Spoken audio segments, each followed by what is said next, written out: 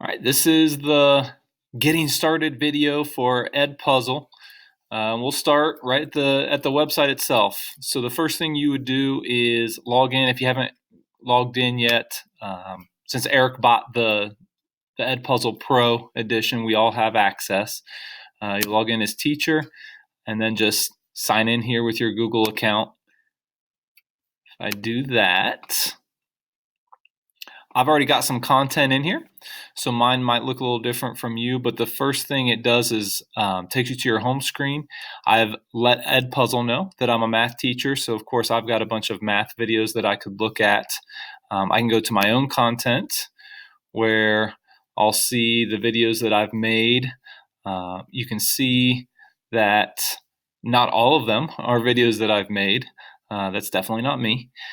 And I'll show you how to do videos that you've made yourself and videos that you pull from other places.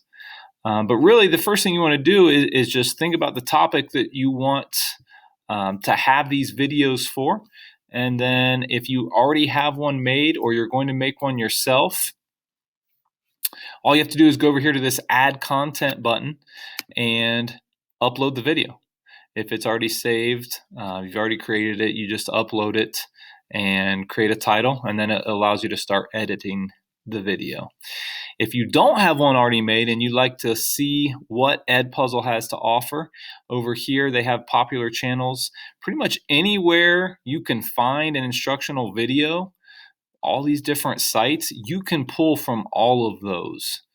Okay, so even if I just went to YouTube and searched,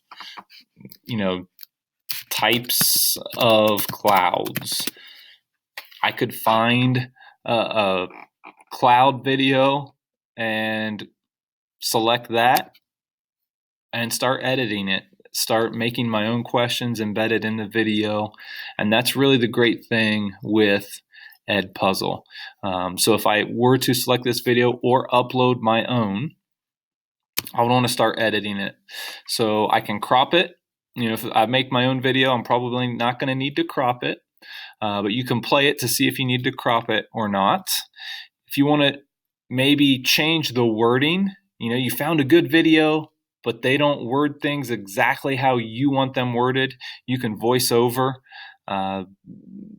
whoever it is that's speaking in the video that you found so that it's using terms and phrases the way that you want them to. You can add audio notes. Audio notes, if I click on it, you can kind of see a little explanation here. It pauses the video. It pauses the videos, and students have to listen to it before they can move on. And then finally, the last one, my favorite, is quizzes. So this is just different places in the video you can interject these questions. So if I'm playing the video and I go to a spot where I know I want to insert a question, I just click on this question mark. I can type my question here. Up here, I can change the type of question it is. I can make it multiple choice, or I can just leave them a comment, something that they have to acknowledge that they saw and then move on. Okay, the nice thing about the quizzes and the audio notes, students can't just start watching the video, click all the way down here at the end of the video and watch the last 10 seconds and say that they watched the whole thing. It won't let them fast forward. It won't let them skip the notes or the questions that you've added in. Okay, so that's really the great thing about this. One of the things that you can do after you've finished creating the video and editing it the way that you want it is assign it to your different math classes. So you can see I've linked mine to my Google Classroom accounts. I've got just one class for all of my regular Math 8 and one class for all of my honors classes. So I've got 3 periods of each of those. I just lumped them all together just to get them all organized in EdPuzzle. And here's where I said you can prevent skipping. We don't really need closed captions. I use headphones. The students just use headphones for me. And then you can automatically post on Google Classroom if you want. we'll use Canvas for that, and I'll let Dan Clark explain how all of that works. But once you're done with all of that and you go back to your content, you're ready to go ahead and start going through the videos. So this most recent one I did was finding slope from a table. I made this video on our notes from our books that we created in the math department for 8th grade, and I'm ready to grade now. So all the students have answered the questions. You can see I added 4 questions to the video. I'm ready to see how they did. All I do is I go up here to my classes,